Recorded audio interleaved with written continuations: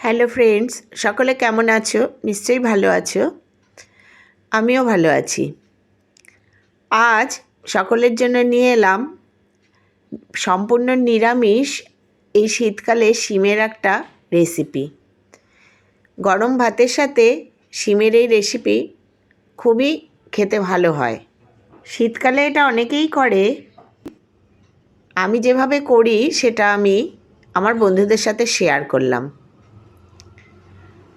নমস্কার বন্ধুরা, বন্যমালী কুকিংয়ের নতুন একটা ভিডিওতে নতুন বন্ধু পুরনো বন্ধু সকলকে স্বাগত। আজ নতুন একটা নিরামিষ শিমের রেসিপিতে কি কি জিনিস ব্যবহার করলাম এবং কি দিলে এটা খুবই সুস্বাদু হয় তাই করে দেখাবো। যারা আজ আমার ভিডিওটি নতুন দেখছো তাদের সকলকেই আমি অনুরোধ করব আমার চ্যানেলটি সাবস্ক্রাইব করার জন্য। আজ আমি যে শিমের রান্নাটি করে দেখাবো, অনেকে অনেক নামেই তাকে চেনে। অনেকে শিম সর্ষে বলে, কেউ শিম পাতুরি বলে, কেউ শিমের এক চচ্চড়ি বলে থাকে। যে নামেই চেনা হোক না কেন, এই রান্নাটি কিন্তু খুবই সুস্বাদু হয় এবং শীতকালে গরম ভাতের সাথে দারুণ জমে যায়। আমি এখানে বেশ চটালো দেখে কয়েকটি শিম বেছে নিলাম। 500 গ্রাম শিম আমার আনা ছিল, আমি সেখান থেকে অর্ধেক শিম নিয়ে নিলাম। এই 250 মতো শিম নিয়ে নিয়েছি।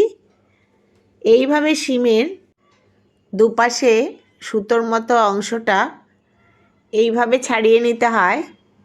আমিও ছাড়িয়ে নিলাম। এবার মাঝ বরাবর অর্ধেক করে নিলাম। এইভাবে আমি বাকি শিমগুলো দুপাশটা ছাড়িয়ে নেব। দুপাশটা ছাড়িয়ে নিয়ে মাঝ বরাবর কেটে নেব। যেহেতু আমার শিমগুলো একটু বড়ই ছিল তাই আমি এতে দুভাগ করে নিলাম। যদি ছোট ছোট শিম হয় তাহলে গোটা গোটাও এটা করা যায়, খেতে একই রকম হয়। আমি সব শিমগুলো এরকমভাবে ছাড়িয়ে অর্ধেক করে নিয়ে নেব। নিরামিষ দিনের জন্য শিমের এই রেসিপিটি একটা দুর্দান্ত রেসিপি। যারা মাছ মাংস ডিম এগুলো খায় না তাদের জন্য ভ্যারাইটিস নিরামিষ রান্না মধ্যে এই শিমের রান্নাটি একটি অন্যতম রান্না। আমি এই রান্নায় সর্ষে পোস্ত ছাড়াও কিছু জিনিস দেব যাতে এর স্বাদ বহুগুণ বেড়ে যায়। কথায় কথায় আমার শিমগুলো পুরো কাটা হয়ে গেল। আমি দুপাশটা ছাড়িয়ে মাঝ বরাবর কেটে অর্ধেক করে নিলাম সব শিমগুলো। ব্যাস আমার হয়ে গেছে। আমার এতটা পরিমাণ শিম হয়েছে। এগুলো আমি ভালো করে এবার ধুয়ে নেব। এবার হচ্ছে আসল মশলা।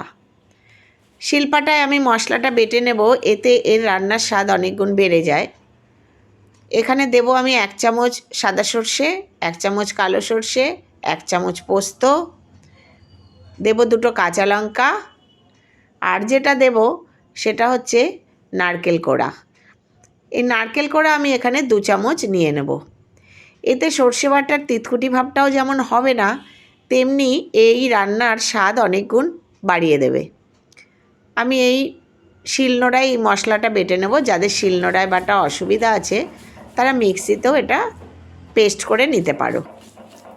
শিলনোড়ায় বাটা রান্নার স্বাদ গুণ অনেকটাই বেড়ে যায়, কিন্তু এখন অনেক রকম অসুবিধার জন্য শিলপাটায় ব্যবহার করাটা অনেক অসুবিধাজনক। তাই মিক্সিতেই আমরা সব কিছু পেস্ট করে নিই এবং তাতেই আমরা অভ্যস্ত।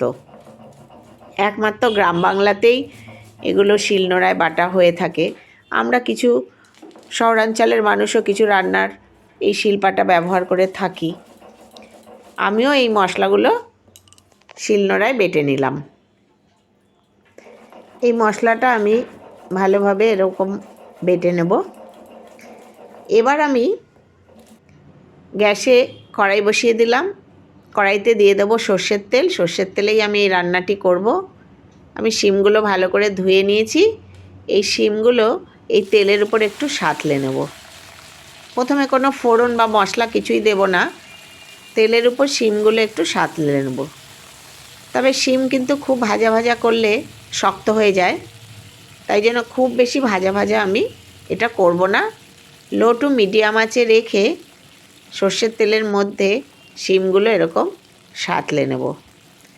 এই সময় আমি 1/4 চামচ দিয়ে দেব লবণ, আর দিয়ে দেবো আন্দাজ মতো হলুদ। নুন হলুদ দিয়ে শিমটা নেড়ে চেড়ে একটু সাঁতলে নেব। লবণ দিয়ে দিলে শিম থেকে কিছুটা জল বেরোবে এবং তাতেও শিমটা অনেকটা নরম হয়ে যাবে। আমার শিম সাঁতলানো প্রায় হয়ে গেছে, এবার আমি এটা তুলে নেব।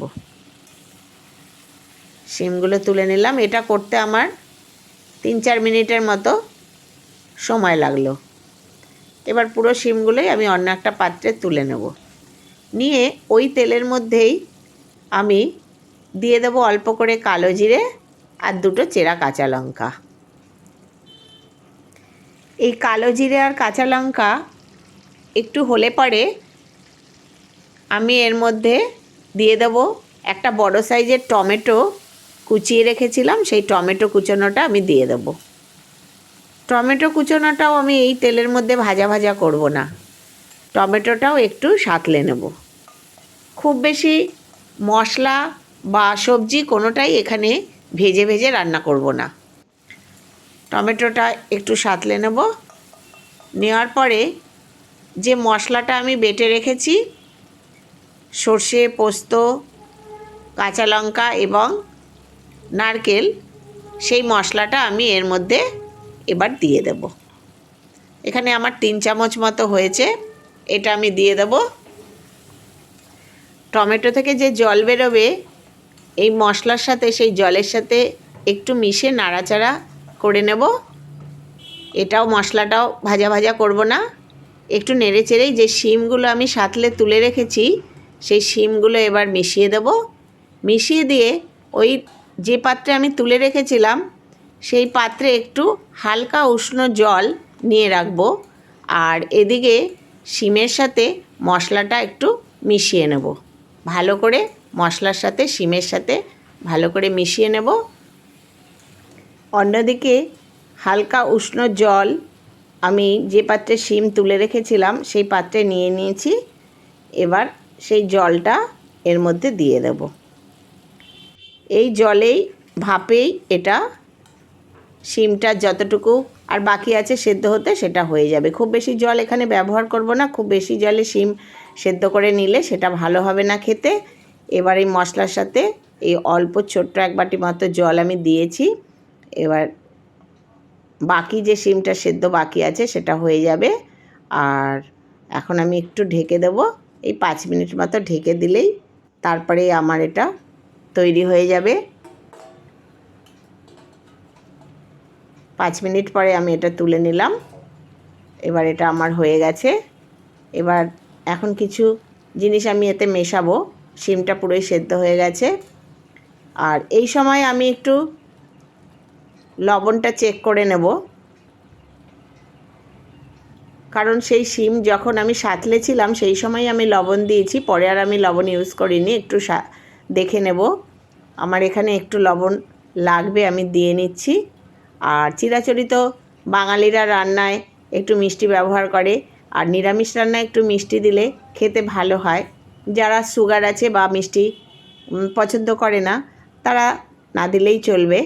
এবার এর মধ্যে আমি ধনেপাতা দিয়ে দিলাম, 2টো কাঁচা লঙ্কা চেরাও আরও মিশিয়ে দিলাম। দিয়ে এবার এটা নামিয়ে নেব। আমার আজকের রান্না যদি সকলের ভালো লাগে তাহলে লাইক, কমেন্ট এবং শেয়ার করবে। সাবস্ক্রাইব করে আমার পাশে থাকার জন্য অনুরোধ করলাম। ধন্যবাদ।